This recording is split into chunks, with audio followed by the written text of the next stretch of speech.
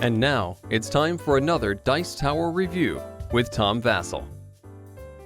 Hey everybody, I'm Tom Vasel and welcome to the Dice Tower. Today we're taking a look at Dinosaur Tea Party. Yes, that's what it's called, Dinosaur Tea Party. This is from Restoration Games. Restoration Games is a company that takes older games that have come out, and this one's from a game from 1976, Who's It?, and redoes them, rethemes them, makes them look pretty, and changes the rules a little bit sometimes to modernize them. For example, this game now being 42 years old, hopefully it's going to play well in 2018. Well, does it? Let's take a look.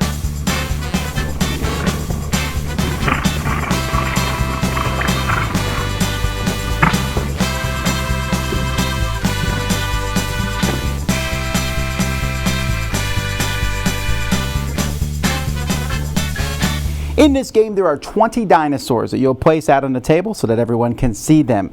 Now, each of these dinosaurs has some artwork on them, and they have a various number of traits in front of them. So, for example, this dinosaur here, Dennis he's drinking. He's showing his teeth, beautiful teeth. He's wearing a hat, which, as we all know, hats are fantastic. He's wearing glasses. He's wearing a flower. And he has a purple background in his room.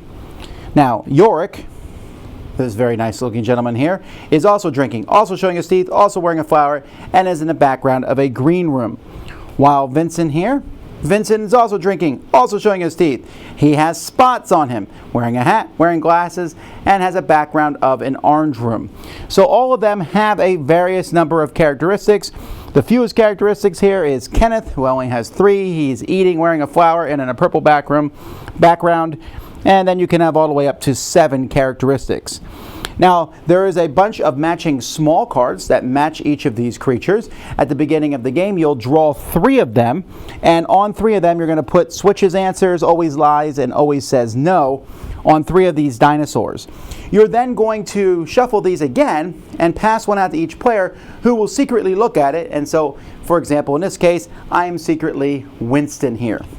Each player is also going to get a card which is going to show all the different possible traits and a token for each of the traits. And the game will start. On your turn, you can ask somebody, you can inquire or guess someone's name. When you inquire, I talk to another guest, another person at the table. So I'll say, Sally, are you drinking?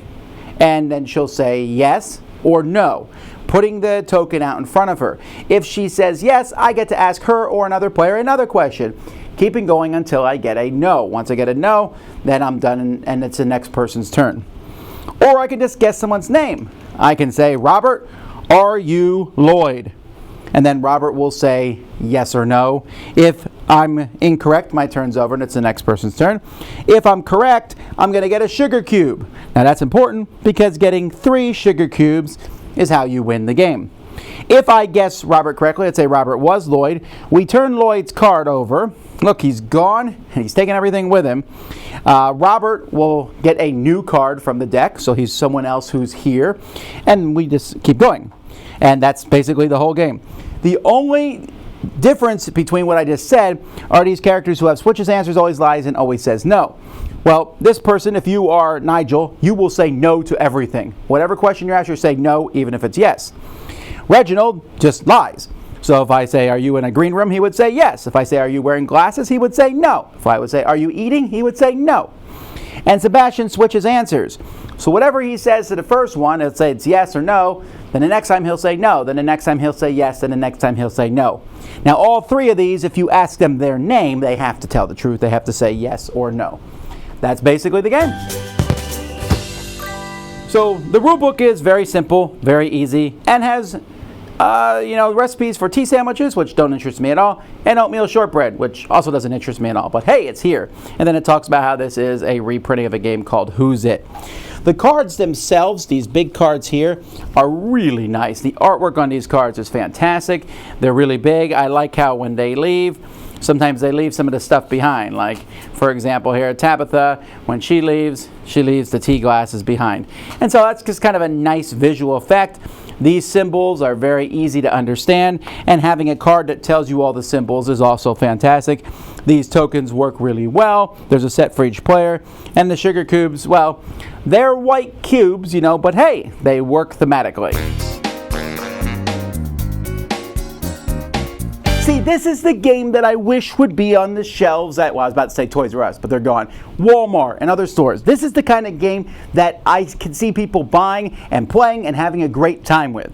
It is very similar in many respects to Guess Who, which is a very popular game where you are trying to just guess people based on their traits. You're looking at the traits that they've said yes or no to in front of them and trying to figure out which dinosaur they are. You can play a more difficult version of the game by not putting out no answers. You only put out yes answers, so you have to remember the no ones. You could even, I guess, play a version where you don't put out any answers at all. You just have to remember. I really like the switches answers, the always lies, and he always says no dinosaur. And in fact, I almost wish there was more of those dinosaurs in the game because I find that they're very entertaining, and you're sitting there going, well, all those answers could fit the guy who always lies, but could also fit this one. The game has the same thing as any of these games like Guess Who, where you can sit there and narrow it down to a 50-50 chance or what have you and say, you know what, I'm just going to guess. And if I'm right, I'm right. If I'm wrong, I'm wrong. It's a very light game, right? This is not going to be a game that you're going to sit around and play. And it doesn't go very long, which I think is actually a very good thing. It's very easy to get the sugar cubes, and as the game goes by, more and more dinosaurs are going to be flipped over in the middle of the table, leaving you with fewer and fewer options. But it plays so nice and easy. This is the kind of game that I would take, I was about to say, to a tea party. I don't know that I've gone to a tea party ever, but it's the kind of game that I could bring and give to maybe relatives who don't play a ton of games. I think this would fit really well in that situation, and then I would play with them and have a good time. I like deep deduction games you have to sit there and think about all the things. This is not one of those. It's pretty easy to figure things out as time goes by, and sometimes it just comes down to lucky guessing. But in this aspect, I don't mind. That coupled with the absolute gorgeous artwork and high production values, this is a game that I like to call an introductory game, a gateway game, a really strong family game, and one I would certainly recommend, Dinosaur Tea Party. Dice Tower Judgment, approved!